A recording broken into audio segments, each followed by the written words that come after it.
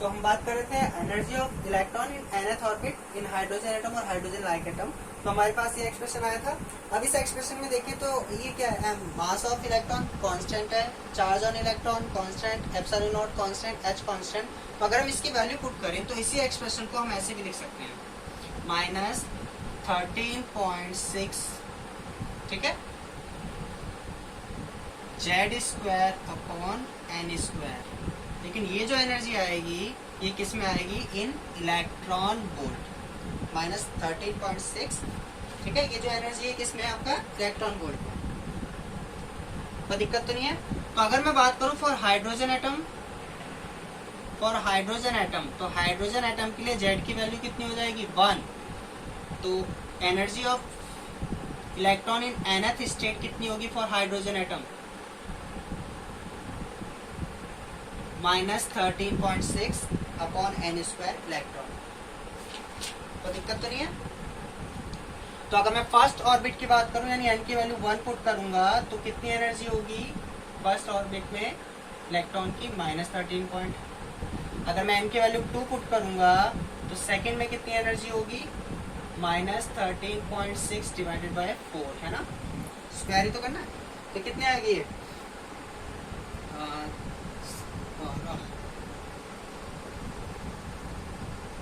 ठीक है। अगर मैं n की वैल्यू पुट करूंगा 3 तो अब कितनी आएगी एनर्जी, -13.6 अपॉन 9, है ना। ये कितना आएगा,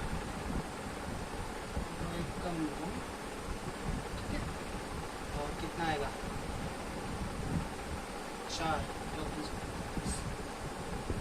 एंड सिमिलरली अगर मैं बात करूं इन्फिनिटी की तो कितनी एनर्जी आ जाएगी इन्फिनिटी पे, जी, ठीक है। तो ये क्या है, फॉर हाइड्रोजन एटम के लिए energy of electron in nth orbit कितना है, क्योंकि हाइड्रोजन के लिए हमने Z की वैल्यू क्या कर दिया, 1 पुट कर दिया, ठीक है, ये स्क्वायर है। अगर मैं बात करूं similarly helium ion, helium plus, तो हीलियम के लिए H की वैल्यू कितनी हो जाएगी, 2। लिथियम की बात करूं तो लिथियम के लिए कितनी हो जाएगी यहाँ पर, 3, ठीक है, कोई दिक्कत तो नहीं है। तो ये आपका आ गया। अब अगर हम ध्यान से देखें एनर्जी लेवल्स को, तो अगर हम हाइड्रोजन एटम्स के एनर्जी लेवल्स अगर हम देखें तो कैसे होंगे, तो मैं यहाँ बना दे रहा हूँ, इधर बना देते हैं, ठीक है।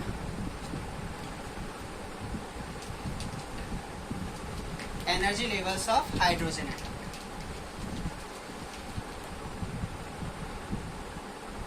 Energy levels of hydrogen atom.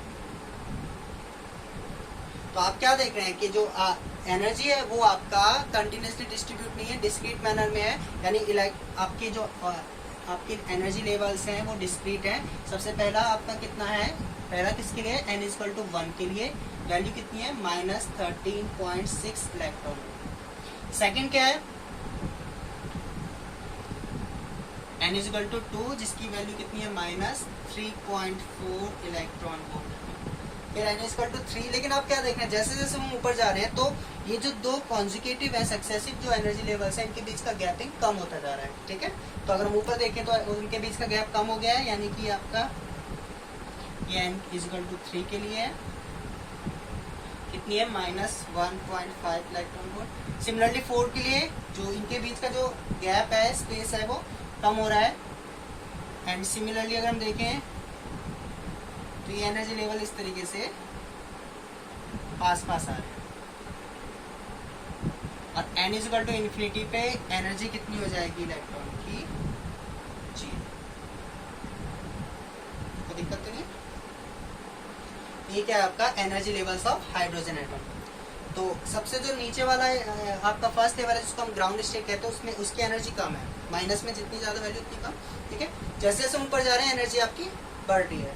तो ये आपका, इसको हम कहते हैं ग्राउंड स्टेट, जो कि क्या होता है, लोअर एनर्जी स्टेट। और इससे ऊपर जो स्टेट होता है उसको हम कहते हैं एक्साइटेड स्टेट, जिसमें ये पहला एक्साइटेड स्टेट है, first excited state, second excited state, third excited state and so on, ठीक है। तो दिक्कत तो नहीं है। अब अगर आपको ध्यान हो इस वाले फॉर्मूले में जो एनर्जी आई थी आपकी इलेक्ट्रॉन की इन nth स्टेट वो माइनस आ रही है, तो माइनस क्या इंडिकेट कर रहा है? ठीक है, ये हाइड्रोजन के लिए लिख रहा हूं मैं, इसके लिए लिख रहा हूं, हमने किसके लिए लिखा है? For hydrogen atom. तो इलेक्ट्रॉन्स न्यूक्लियस के जो है न्यूक्लियस से एक फोर्स से बंधे हुए होते हैं, यानी अगर हम इन इलेक्ट्रॉन्स को ग्राउंड स्टेट से इंफिनिटी तक पहुंचाना है तो हमें उसको एनर्जी देनी पड़ेगी। तो माइनस इंडिकेट क्या करता है कि एनर्जी रिक्वायर्ड होती है अगर इलेक्ट्रॉन्स को हमें ग्राउंड स्टेट से कहां पर पहुंचाना है? इंफिनिटी पे। ठीक है, कोई दिक्कत तो नहीं है। अगर हम बात करेंगे first excited energy, excited energy मतलब कितनी एनर्जी दूं कि मैं वो यहां से यहां पहुंच जाए, तो इन दोनों का डिफरेंस कर देंगे तो वो एनर्जी कौन सी होगी आपकी? First excited energy. सेकंड की बात करें, यानी मुझे यहाँ से डायरेक्ट यहाँ पहुंचाना है तो मुझे कितनी एनर्जी देनी पड़ेगी? कितनी? ठीक है, मैं एग्जांपल बता दूं, सपोज करो ये आपके क्या है 10 है, ये क्या आपका 100, तो मैं कितने रुपए और दूं कि वो 100 पे पहुंच जाए? 90 रुपए। अगर हम उसको 90 रुपए देंगे तो कहाँ पहुंच जाएगा? यहाँ पर। ठीक है, तो इस तरीके से। अब इसी में एक आता है आयनाइजेशन एनर्जी। ठीक है, आयनाइजेशन एनर्जी, आयनाइज करना मतलब इलेक्ट्रॉन्स कंप्लीटली एटम से निकाल देना। तो उसके लिए जो एनर्जी चाहिए होती है वो आपका कितनी होती है? E इंफिनिटी माइनस E1, यानी आपको प्लस में 13.6 इलेक्ट्रॉन वोल्ट एनर्जी देनी पड़ेगी।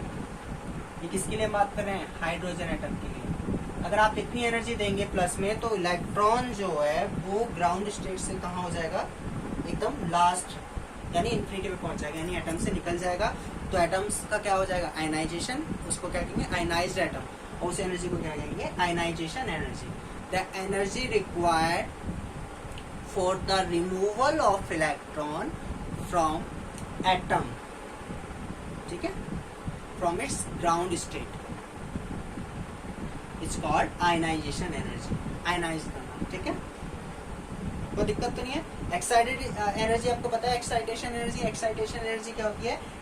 फर्स्ट एक्साइटेशन एनर्जी मतलब उसको यहाँ से यहाँ तक पहुँचाने के लिए जितनी एनर्जी रिक्वायर्ड है। सेकंड, यहाँ से यहाँ तक, इस तरीके से। और आप एक चीज ये भी देख रहे हैं कि एनर्जी लेवल जैसे जैसे आप ऊपर जा रहे हैं, हायर एनर्जी स्टेट्स में जा रहे हैं, तो उनके बीच का जो गैपिंग है वो कम हो रहा है। ठीक है, यानी वो क्या कर रहे हैं? कन्वर्ट्स कर रहे हैं। ठीक है, और हर एक लेवल की एनर्जी क्या है? अलग अलग है। ठीक है, तो एनर्जी जो है वो किस तरीके से डिस्ट्रीब्यूट है? डिस्क्रीट मैनर में। ठीक है, अब हम जो हमारा नेक्स्ट टॉपिक है इसके बाद वो हम पढ़ेंगे hydrogen spectra. Spectra of hydrogen atom. तो ये आपका हमने एटॉमिक मॉडल पढ़ लिया है हाइड्रोजन का। ठीक है।